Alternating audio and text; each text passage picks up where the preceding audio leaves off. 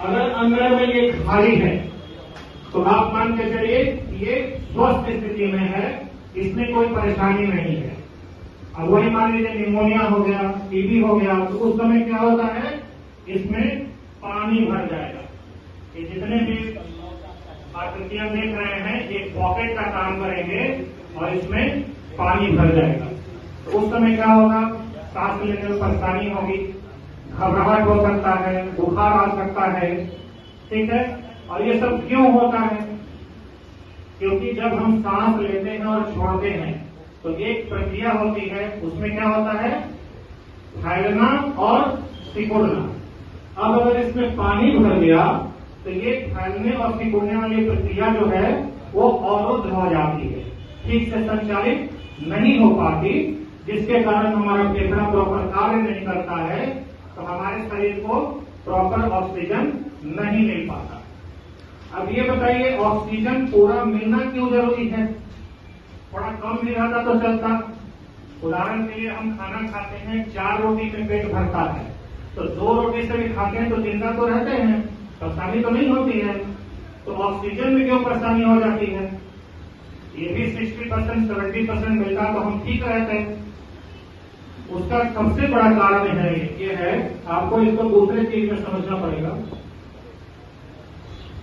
हम जब भी सांस लेते हैं तो हमारे फेफड़े का हार्ट के साथ एक कनेक्शन होता है, हमारे हृदय के साथ। देखिए हम एक साधारण भाषा में आपको समझाने का प्रयास कर रहे हैं, क्योंकि मेडिकली भाषा यूज करेंगे तो थोड़ी परेशानी होगी याद रखने में भी और समझने में भी। तो सीधा सा बात है, हार्ट और फेफड़े में एक कनेक्शन होता है, एक जुड़ाव होता है, ठीक है। हम जब सांस लेते हैं फेफड़े के द्वारा तो जो ऑक्सीजन हमारे शरीर में जाता है वो हार्ट के साथ एक तरह से जुड़ के, समझने के लिए बता रहे हैं, और पूरे शरीर में प्रवाहित होता है। तो पूरे शरीर में ब्लड के साथ साथ ऑक्सीजन भी प्रवाहित होता है, ठीक है, और शरीर के हर कोशिका तक पहुंचता है।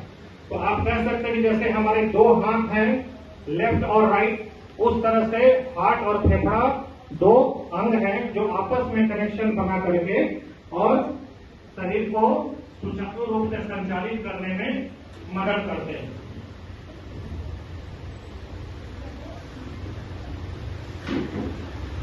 अब इसको दूसरे रूप में देखते हैं।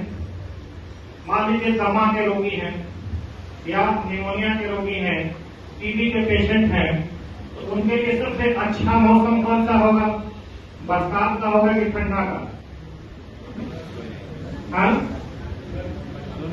देखिए क्वेश्चन सुनना है।